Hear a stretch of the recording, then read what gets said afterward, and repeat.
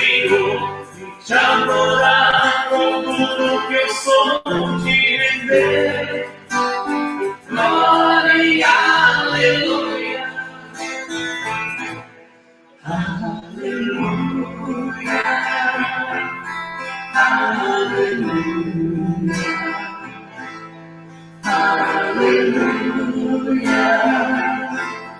Aleluia.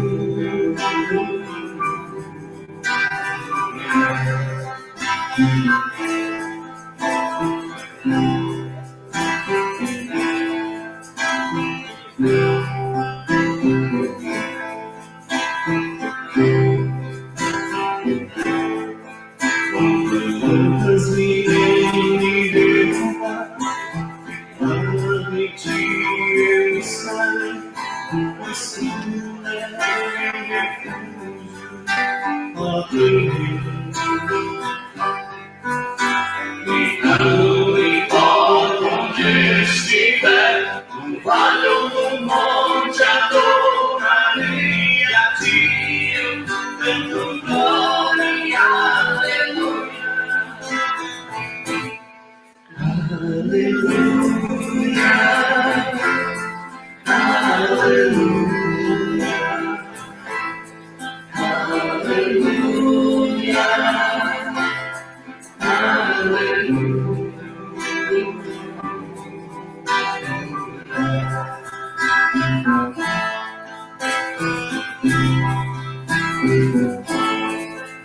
Senhor, eu preciso do teu olhar, ouvir as batidas do teu coração, e esconder nos teus braços, só pra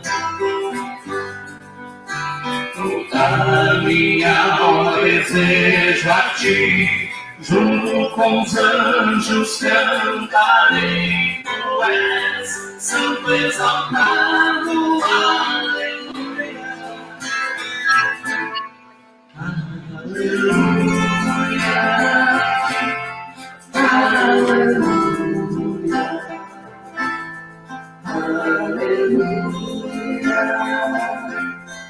aleluia,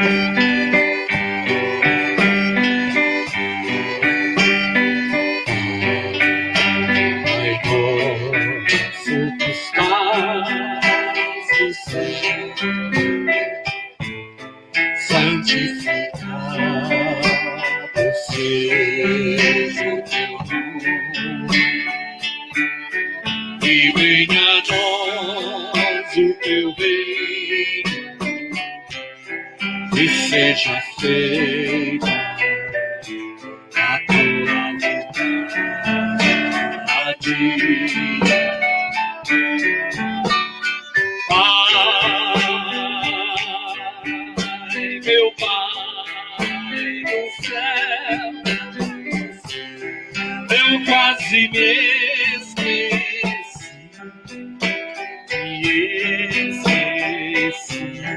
que o teu amor vela por mim, e seja feito assim, meu Pai do céu, eu quase me esqueci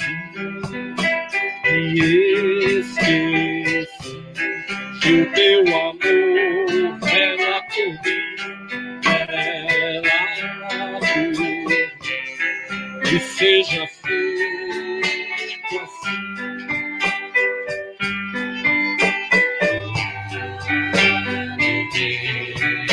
Dentro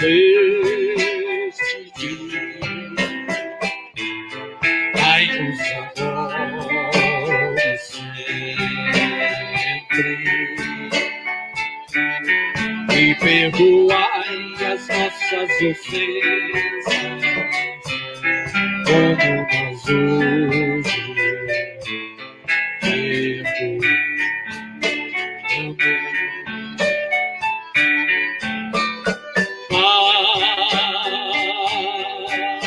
Meu Pai do céu, eu quase me esqueci e esqueci que o teu amor ela por mim, ela por mim, e seja feito assim, meu Pai do céu, eu quase me esqueci e esqueci que o teu amor ela por mim, ela por mim, e seja feito assim. Não vos deixeis cair, fique assim, mas livrai-vos de tudo o mal.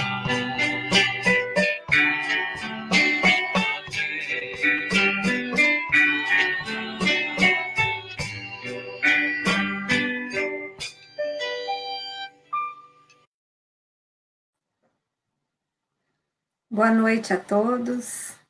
Mais um domingo reunidos para estudarmos juntos as lições que Joana nos traz no livro Convites da Vida. Antes de iniciarmos o nosso estudo, eu quero parabenizar todos os vovôs e vovós nesse dia, que não deixa de ser um dia especial como todos os demais, mas que nesse dia nós possamos nos recordar com alegria dos avós e avós que já partiram, dos avós e avós que estão chegando, são aí recém-empossados. Que o amor seja sempre a fonte de harmonia nas nossas famílias. Convite à edificação. Esse é o tema dessa noite. Vós sois a luz do mundo. Não se pode esconder uma cidade edificada sobre um monte. Palavras de Jesus registradas por Mateus, capítulo 5, versículo 14. Emmanuel, no texto Edificações, que nós vamos encontrar no livro Caminho, Verdade e Vida, nos fala que o Evangelho está repleto de amorosos convites para que os homens se edifiquem no exemplo do Senhor.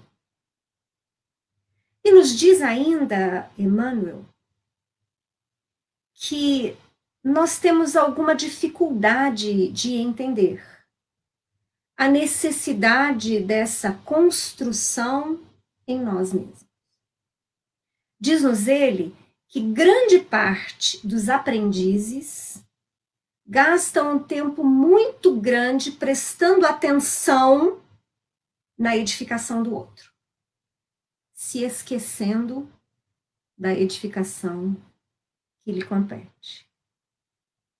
E olha só, ele ainda nos afirma que além desse tempo perdido que nós gastamos prestando atenção no outro e esquecendo da construção própria, nós também temos relativa dificuldade em agradecer as oportunidades que nos surgem. Isso porque, em geral, não em geral, mas muitas vezes, ainda por conta do estágio em que vivemos, o estágio evolutivo em que vivemos, muitas dessas oportunidades surgem nas nossas vidas através das dificuldades, dos obstáculos, das perplexidades, como fala Emmanuel, E por isso nós temos dificuldade de enxergar estas oportunidades como aqueles recursos que nos farão avançar.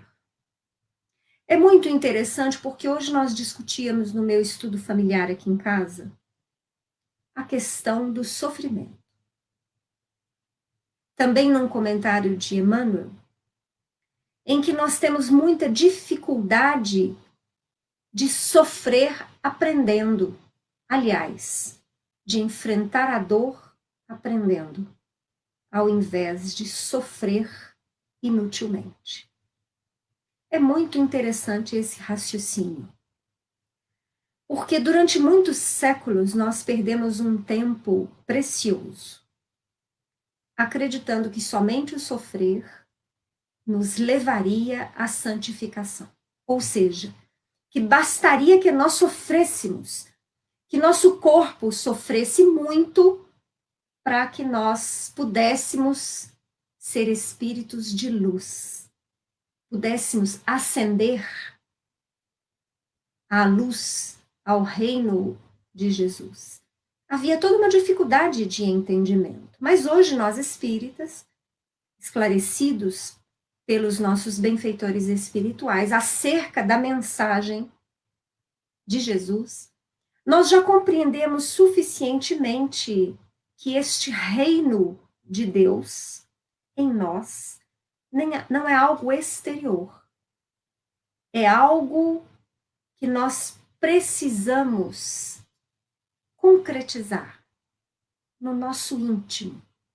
Isso vale dizer que nós já estamos bastante cientes de que a mansidão, a pacificação, de que a humildade nós as traremos dentro de nós, independente de onde estivermos. Essa é a verdadeira luz que nós precisamos edificar. Jesus foi muito claro, afirmando que os discípulos deveríamos ser a luz do mundo e não poderíamos nos ocultar como cidades edificadas sobre a montanha. Acho que na paisagem brasileira não deve ser muito comum. Mas em alguns países é muito nítido pequeninas cidades ou grandes cidades que são construídas no topo de um monte. E você não tem como esconder a visão dessa cidade.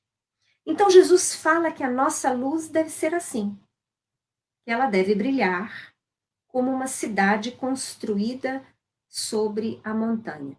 Entre outras palavras, que o nosso exemplo seja como uma montanha, como uma cidade construída na montanha, independente das dificuldades que certamente nós vamos encontrar na escalada e na construção. E diz-nos ainda Emmanuel, nesse texto Edificações, que na medida em que possamos construir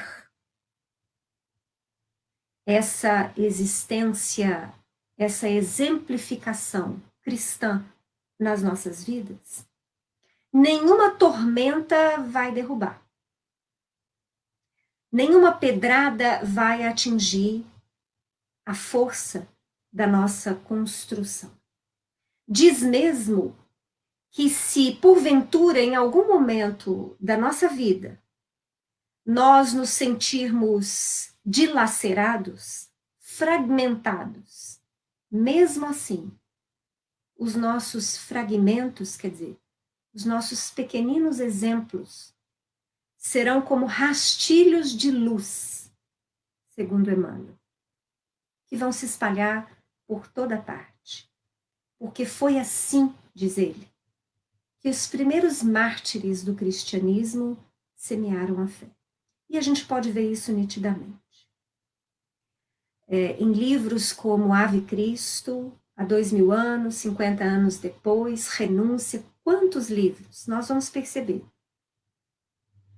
que muitas vezes, se não todas as vezes, que aqueles efetivamente tocados pelo Cristo e que construíram o reino do Mestre em si, exemplificando, quer dizer, vivendo a lição de Jesus, e não só falando dela, vivendo. Mesmo quando ninguém dava importância, no decorrer do tempo, se tornam exemplos que ninguém vai esquecer, que perduram. Quando os primeiros cristãos começam a morrer nos circos, certamente os romanos não deram muita importância. Continuaram a perseguição. E a perseguição durou muitas décadas. Podemos dizer mesmo que durou séculos. E, no entanto, ao final, foi justamente a perseguição e a morte de cada um daqueles anônimos que fez com que o cristianismo tomasse força, porque a dor imperava. Então, nós vivemos não no mundo mais do século I, II e III, nós vivemos hoje no século XXI, mas temos que lidar com outras dificuldades. E diante destas outras dificuldades, bastante variadas, nós vamos percebendo que também nós somos chamados à exemplificação. E um outro texto do mesmo Emmanuel, caridade essencial. Emmanuel nos diz o seguinte: ninguém pode assistir ao trem com eficiência se não procurou a edificação de si mesmo. Ninguém medicará com proveito se não adquiriu o espírito de boa vontade para com os que necessitam, e ninguém ensinará com segurança se não possuir a seu favor os atos de amor ao próximo, disseminando alegria, esperança, gratidão, conforto e intercessões benditas. Nesse mesmo texto, Caridade Essencial, Emmanuel fala que toda a caridade material será sempre atividade sagrada. Então, toda a atividade fraterna que nós possamos ter, seja no campo da doação de algo material, como seja também na doação de uma palavra amiga, de um consolo, de um ouvido para escutar. Toda ação nesse quesito de caridade será sempre sagrada, santificada.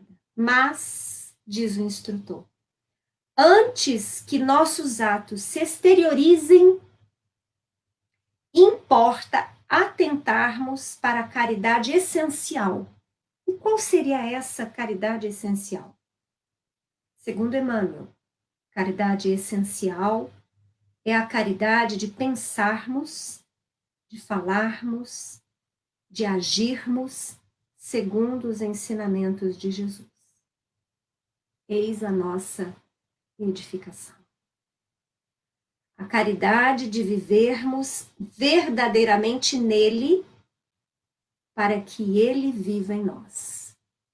E nesse texto, Emmanuel fala que sem essa edificação, sem essa caridade essencial que ele nomeia, quer dizer, sem que nós trabalhemos intimamente o nosso sentir, o nosso pensar e o nosso agir, segundo as lições do amor, nós podemos espalhar benefícios e podemos ser responsáveis por grandes construções de pedra.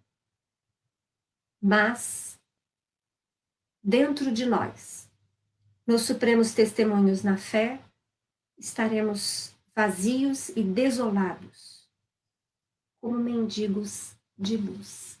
Vejam bem a profundidade dessa fala de Jesus. De Jesus não, de Emmanuel. Meditemos sobre ela. Então ele fala, ele nos alerta que nós deveremos sim trabalhar essa caridade que beneficia outros, mas ela tem de vir acompanhada sempre da edificação de si mesmo. É uma verdade. Quantas vezes nós vivemos ou conhecemos amigos e conhecidos que viveram situações de profunda dor e nestes instantes parece que a fé abandona. É porque nós ainda não nos acostumamos, nós ainda não nos dedicamos com perseverança à edificação de nós mesmos. Várias lições do Mestre falam de edificação. Paulo, citado por Joana de Ângeles, diz que só o amor edifica. Em outra passagem do Evangelho, nós vamos vivenciar Jesus nos alertando para que a nossa construção seja feita na pedra e não na areia. E certamente, estas lições chegam até nós porque ainda somos carentes da perseverança para edificarmos. Joana nos fala, no texto que hoje é objeto do nosso estudo, que o Pantanal renovado pela drenagem reverdece, que o deserto irrigado torna-se pomar e jardim. E ela fala que diante de todo o mal que se nos apresenta, as dificuldades que o mundo demonstra, a desolação, os escombros, o lixo, a extravagância, as calamidades, as doenças, muitas vezes nós tendemos a desistir, nos entristecemos. Mas ela chama a atenção para a edificação. Nós precisamos seguir. Nós precisamos ser o dreno no Pantanal, ou precisamos permitir que as lições de Jesus se façam presentes no plantio do meu coração para que eu possa ver a beleza onde eu só estou enxergando o terror. Porque a verdade é que em toda parte há beleza. Fechemos os nossos olhos por breves instantes e tentemos imaginar imagens da terra. Que nos passe por breves instantes as imagens mais tristes, mas direcionando a nossa criatividade, a nossa memória, o nosso pensamento, visualizemos paisagens felizes, instantes de bondade e de felicidade que todos nós temos contato. Nessa obra pessoal, não nos basta renovar-nos e fortalecer-nos pelo redirecionamento do nosso pensamento. Também se faz necessário, e disso nos alerta Joana, que nós não nos preocupemos com o outro. Se o outro não está aprendendo, não está construindo, não está fazendo absolutamente nada. Se o outro se compraz na ociosidade, na comodidade, na preguiça, não nos preocupemos com isso. Joana nos fala que sejamos perseverantes e nos preocupemos com a nossa pequenina tarefa. Porque ainda não são tarefas grandes que nos esperam. São ainda pequenas tarefas. Então, ela fala que nós precisamos nos incentivar, exigindo de nós mesmos mais esforço e decidindo, olha o exercício da nossa vontade, pela superação de qualquer dificuldade, incapacidade ou problema. Nós não somos mais o homem velho do ontem, o homem cruel, o homem descrente. Nós somos o de hoje que ainda muitas vezes não tem grandes iniciativas, se sente fraco, inseguro. Mas nós precisamos valorizar o homem ideal, que é o que queremos ser. Nós planejamos ser.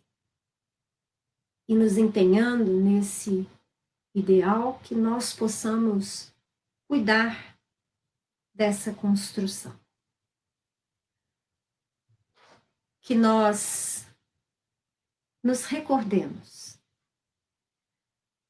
de Emmanuel dizendo que o reino de Deus está no meio de vós, relembrando Jesus. Nem na alegria excessiva que ensurdece, nem na tristeza demasiada que deprime, nem na ternura incondicional que prejudica, nem na severidade indiscriminada que destrói, nem nas obras sem fé que reduzem a pedra e pó, nem na fé sem obras, que é a estagnação da alma, nem cabeça excessivamente voltada para o firmamento, com inteira despreocupação do valioso trabalho na terra, nem pés definitivamente chumbados ao chão do planeta, com integral esquecimento dos apelos do céu, nem exigência a todo instante, nem desculpa sem fim. A edificação do reino divino é obra de aprimoramento, de ordem, esforço e aplicação aos desígnios do Mestre, com bases no trabalho metódico e na harmonia necessária. E finaliza Emmanuel: não te prendas excessivamente às dificuldades do dia de ontem, nem te inquietes demasiado pelos prováveis obstáculos de amanhã. Vive e age bem no dia de hoje. Equilibra-te e vencerás. Esse texto, eu citei alguns trechos só, tem como título Edificação do Reino. Nós vamos encontrá-lo no livro Vinhas de Luz. Eu vou chamar agora a nossa companheira de estudos, Júlia, para que ela venha trazer também a sua edificação para nós outros. Com você, Júlia. Obrigada, Cris. Boa noite. Assim como a Cristiane, eu quero dar parabéns a todos os avós e avós. Essa condição de avosidade é uma condição muito maravilhosa. Eu penso que é uma oportunidade que a vida nos dá, com mais maturidade, com mais experiência, para vivenciar o processo educativo das crianças na nossa família, né? Então, hoje é meu dia, porque eu sou avó de 4, e parabéns a todos aqueles que, como eu, compartilham a avosidade. Mas hoje, o nosso tema é convite à edificação. Eu confesso para vocês que quando eu fui fazer a leitura, o estudo, para me preparar para esse momento de agora, eu fiquei pensando, né? Que coisa contraditória, pelo menos aparentemente, nós sermos convidados à edificação no momento em que estamos passando por tanta destruição, no momento em que estamos vivendo uma pandemia que ceifa tantas vidas. Eu acho que muito raramente, dificilmente, algum de nós deixou de ter um amigo, um parente que tenha passado ou que esteja ainda passando por essa contaminação por intermédio desse vírus, que é um vírus tão letal. E aí, a gente fica pensando, mas como é que eu vou edificar? O que convite é esse à edificação, se a nossa vida está sujeita a tanta destruição? Daí, eu fui lá ao Livro dos Espíritos, né? E aí reli alguma coisa a respeito e fiz relação, consegui estabelecer uma relação entre lei de destruição, lei de conservação e lei de progresso. Vamos ver o que eu posso, o que eu pude pensar a respeito disso. A lei de destruição faz parte das leis naturais, né? Quer dizer, nós vivemos num ecossistema, nós vivemos num planeta, e no nosso estágio evolutivo, na nossa vida, nós estamos sujeitos a flagelos, nós estamos sujeitos a fenômenos destruidores, que ocasionam a destruição tanto da vida material, como da vida animal, como da vida vegetal, né? Nós estamos sujeitos a isso. A lei de destruição é uma lei natural. Mas nós temos também a lei de conservação. Porque isso é uma coisa muito interessante, porque quando algo se destrói, paralelamente algo se conserva. Não sei se vocês já perceberam isso. Sempre há uma mudança, né? Naquilo que foi, digamos assim, destruído, que foi alterado, houve uma mudança. Mas naquela mudança há sempre uma conservação. E nós, seres humanos, nós somos dotados do instinto de conservação. Caso não tivéssemos essa base instintiva, nós seríamos levados de moldão sob o efeito das destruições que assolam o nosso planeta. E nós, espíritas, que temos, digamos assim, acesso a essa informação e que podemos desenvolver conhecimentos a respeito disso, nós sabemos que lei de destruição, lei de conservação estão associadas à lei do progresso. Quantas mensagens nós temos recebido dos espíritos que nos acompanham a respeito do que está acontecendo atualmente no nosso planeta? De que forma as mudanças promovidas pela pandemia têm trazido alterações na nossa vida e como essas alterações podem ser vistas de maneira positiva. Por quê? Porque nós podemos olhar a vida sempre por dois ângulos. Um ângulo negativo e um ângulo positivo. Mas nós que temos essa informação a respeito das leis naturais e das leis divinas, nós precisamos de ter uma visão otimista da vida, sabendo que tudo aquilo que acontece é para o nosso bem. Não há uma folha que caia de uma árvore sem que fosse necessário, que isso fosse preciso. E nessa queda da folha há uma transformação, né? Ela vai adubar uma terra que vai dar origem a uma nova forma de vida, a uma nova árvore, e assim é que a vida acontece. Né? Então, quando a gente pensa nesse convite que Joana de Ângeles nos faz para a edificação, podemos pensar no que é edificar. Edificar é construir. E quando você vai construir alguma coisa, você precisa de ter um planejamento, você precisa de se organizar, você precisa de ter os elementos necessários para realizar esta construção.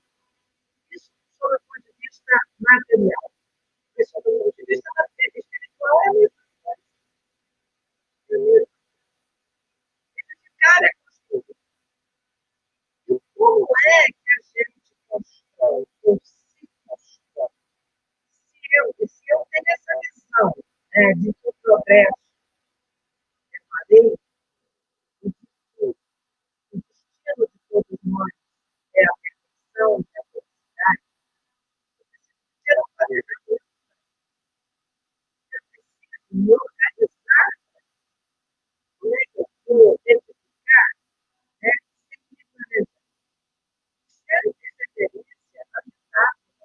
utilizada por Jesus a respeito do homem que construiu uma casa sobre a rocha e o outro que construiu uma casa sobre a areia. Me parece que essa metáfora ela é muito significativa, né? Que rocha seria essa a que Jesus estaria se referindo para nos alertar a respeito do planejamento e da necessidade de edificarmos em solo firme? Que solo firme seria esse? Né? Bom, daí eu fico pensando, né, na qualidade de educadora, de psicopedagoga, nós sabemos que a filosofia, no momento presente,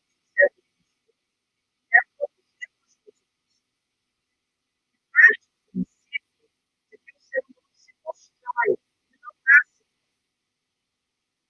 existe um respeito à educação espírita, no qual ele faz uma análise da evangelização e da filosofia construtivista, a visão de Piaget sobre... Voltou.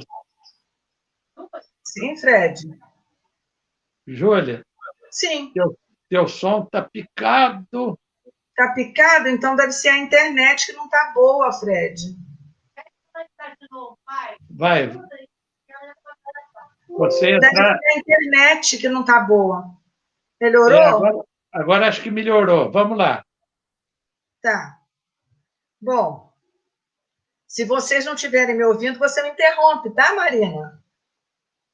Mas eu estava dizendo, né, que o Ney Lobo, que é um escritor espírita que traz muita informação, muita contribuição para os evangelizadores, ele tem esse livro no qual ele analisa a filosofia construtivista em relação ao espiritismo. E o que a gente pode depreender disso? Bom, o construtivismo é essa filosofia a que eu me referi, que parte do princípio de que o ser humano não nasce pronto, que ele se constrói. E se a gente for analisar sob a ótica da doutrina espírita, nós temos uma perfeita paridade de ideias, na medida em que nós sabemos que a cada encarnação nós temos uma nova oportunidade, nós podemos nos refazer. Nós recebemos, né, de Deus essa condição de começar de novo. Então, mesmo que a gente tenha, o espírito reencarna, ele tem as suas experiências, mas cada reencarnação permite que a gente tenha um novo recomeço, que a gente possa edificar a nossa casa, né, em solo adequado. E daí, quando a gente conhece o Evangelho, quando a gente tem acesso à informação do Evangelho de Jesus, nós compreendemos que edificar a casa sobre a rocha nada mais é do que seguir as orientações do Cristo em relação à nossa vida. Se a gente seguir, né, não apenas pregar, mas que a gente consiga vivenciar o Evangelho em nós, as orientações do Cristo em nossa vida, de certo que nós estaremos praticando a lei de justiça, amor e caridade, que é a base, né? É o alicerce para que a gente possa viver bem a vida, para que a gente possa se tornar o homem de bem ao qual Kardec se refere, né? Então, essa edificação que Jesus traz como uma comparação com a matéria, edificar a casa sobre a rocha e não sobre a areia, Sob o ponto de vista espiritual, seria, né, a edificação moral. Trabalhar em prol do nosso melhoramento espiritual, seguindo os preceitos evangélicos. Só assim é que a gente pode se reconstruir. Cada encarnação será aproveitada como uma possibilidade que o nosso espírito recebe de reconstruir, por intermédio das experiências vividas neste planeta, aquilo que ele precisa para poder alcançar uma esfera, uma qualidade superior, um pouco melhor no seu processo evolutivo, né? E vejam só que coisa interessante. O que é, né, construir-se? O que é descobrir-se? O que é isso? Gente, a gente não cria nada de novo. Criar é descobrir o novo no conhecido. Então, por isso é importante que a gente observe bem quais são as nossas tendências. O que nós podemos modificar naquilo que trazemos? O que precisa ser burilado? O que pode ser modificado? O que pode ser conservado em benefício, em prol do nosso progresso espiritual? Porque assim é que nós estaremos, com certeza, né, buscando e alcançar o nosso progresso. Progresso esse que eu já disse que é inevitável. O que vai acontecer é que alguns de nós vai demorar mais tempo do que outros, mas todos estamos fadados ao progresso.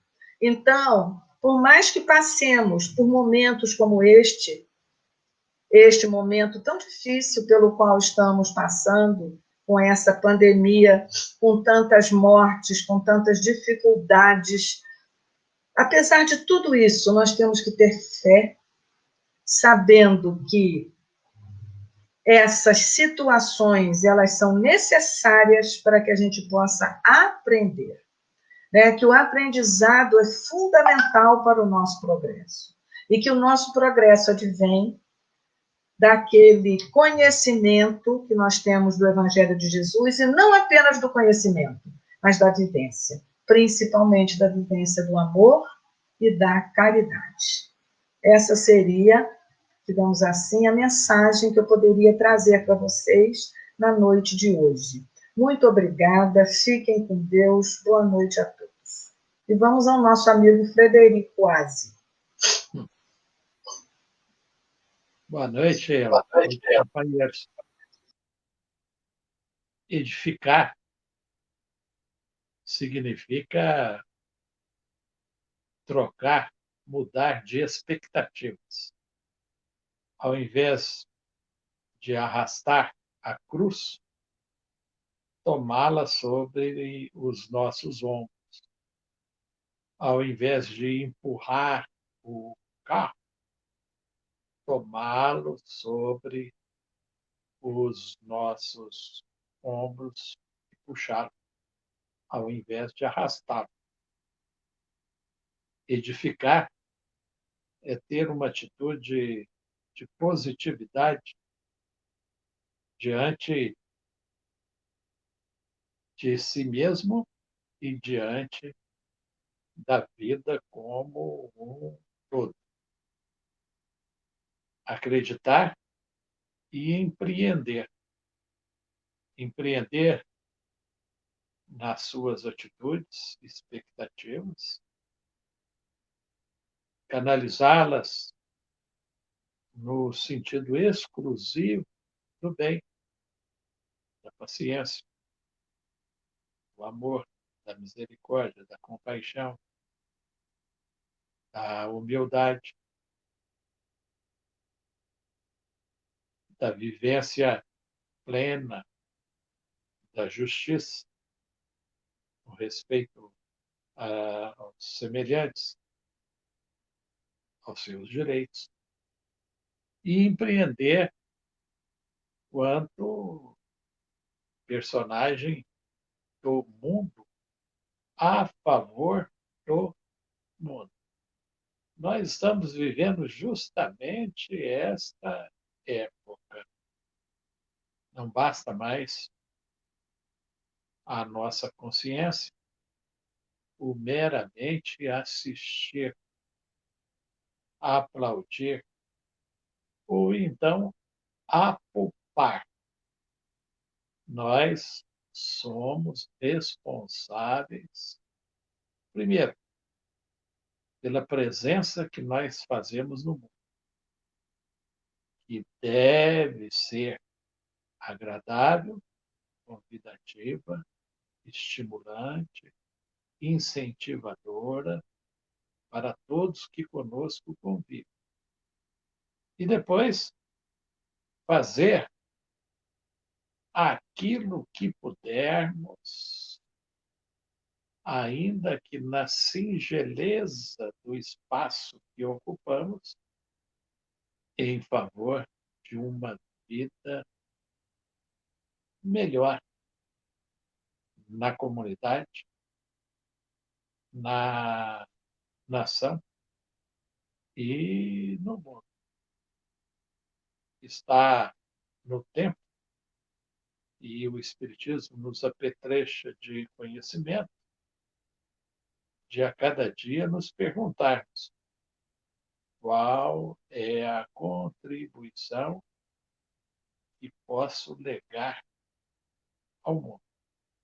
Começando pela família, com a tolerância, com a indulgência, com a paciência, esquecendo da própria imposição de vaidade, orgulho, prepotência, deixando passar os agravos,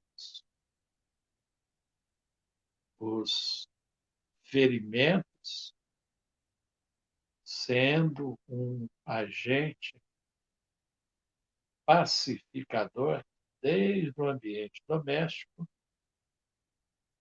no ambiente de trabalho, no grupo da comunidade. Sempre alegre, positivo, bem disposto, incentivador para o esforço de todos. Sendo uma companhia compreensiva, capaz de passar ao próximo em dificuldade consigo mesmo, o incentivo do real acolhimento de coração, da sincera admiração, respeito, a nível de companheirismo, sempre. Companheiros que seguem lado a lado, comungando dificuldades e virtudes. E inteligir qual é o chamado que a vida, como um todo, a vida coletiva, está nos fazendo no trabalho social, no trabalho assistencial, no trabalho religioso. Há 1000 possibilidades, 1000 clamores que a vida emite à espera não só da nossa prontidão.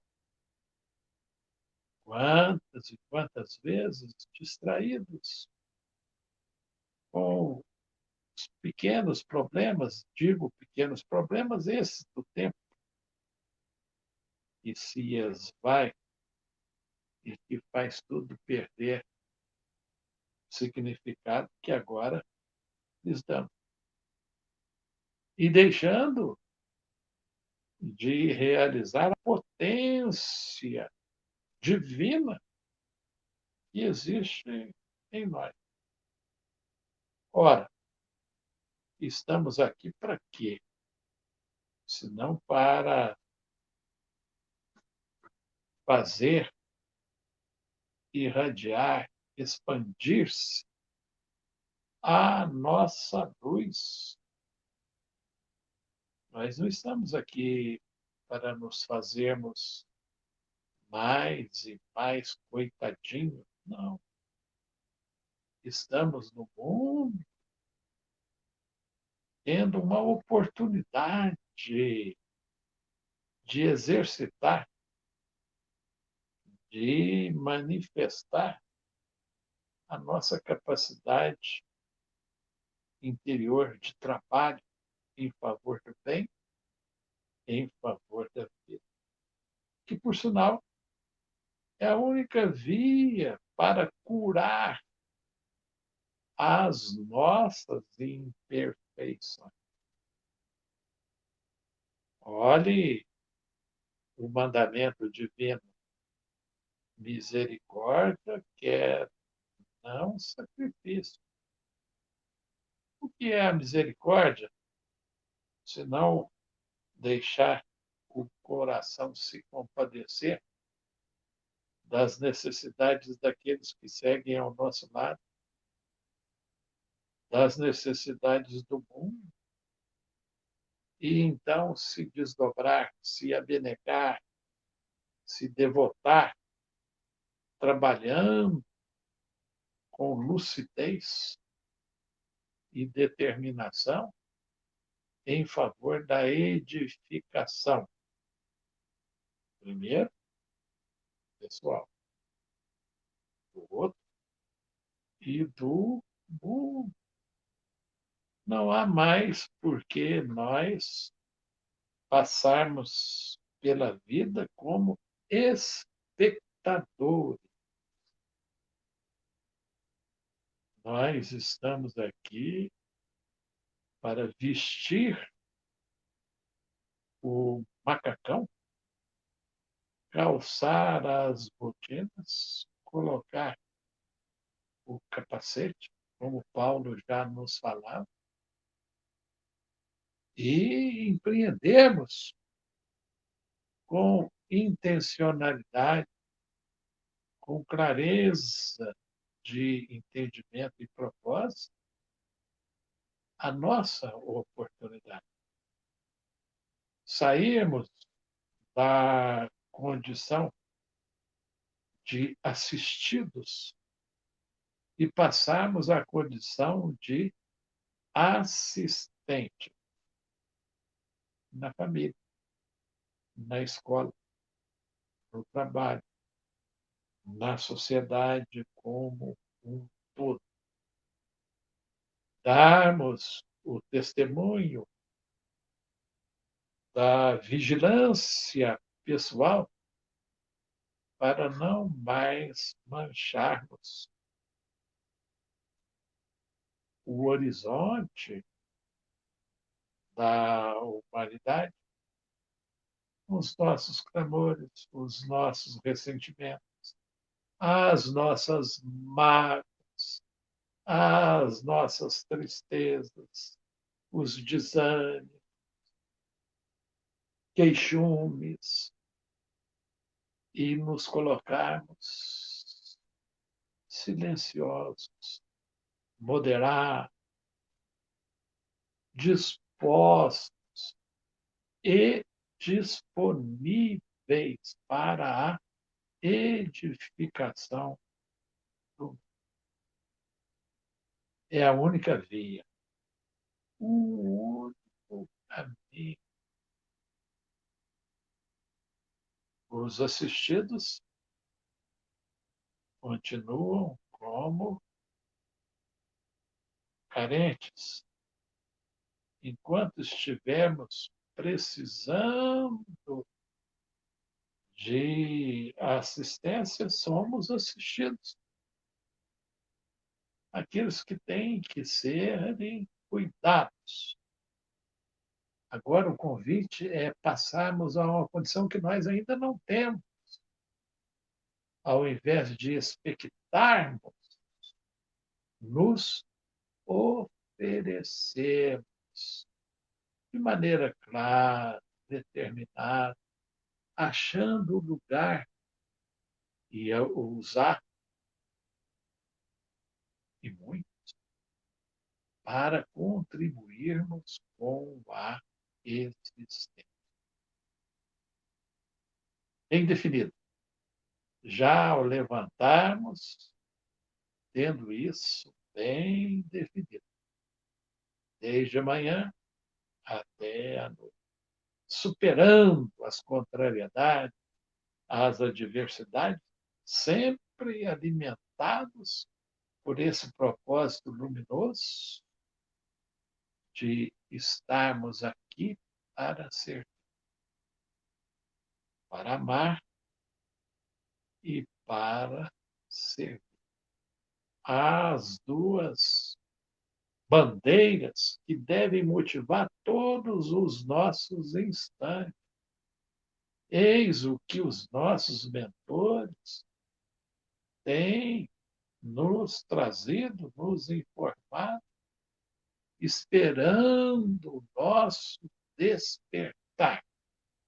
Saímos da condição que temos ocupado até agora de assistidos e passarmos à condição de assistentes.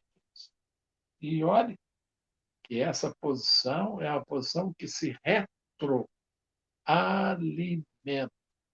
Operativos, operamos a nossa integração com a luz do Criador. Queremos agradecer pela atenção de todos, convidá-los para as nossas atividades na Casa de Francisco de Assis, aqui, por essa mesma página, às 8 da manhã, com a reflexão do início do dia. Ao meio-dia, com a reflexão da metade da jornada. E, à noite, todas as noites, às 8 horas, com os nossos estudos. E, além disso, com as nossas páginas constantes, todo o tempo, Espiritismo sintetizado, gotículas do Evangelho, ser, ler, ser e viver. Sigam conosco e nós seguiremos juntos com todos.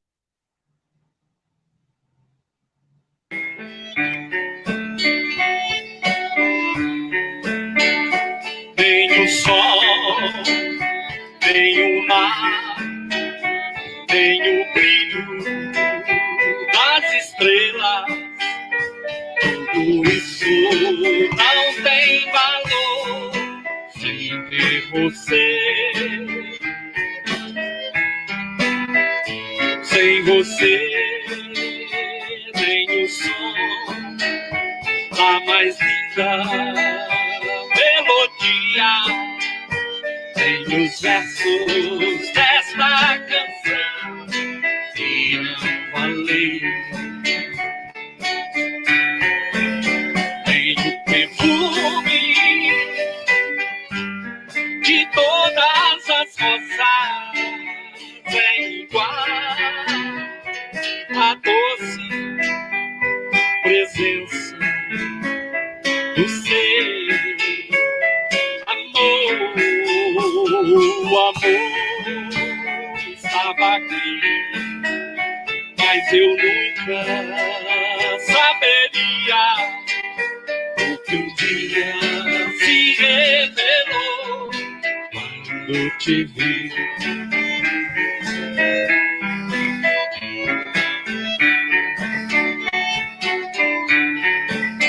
Nem o perfume de todas as rosas é igual à doce presença do seu amor. O amor está mas eu nunca saberia o que um dia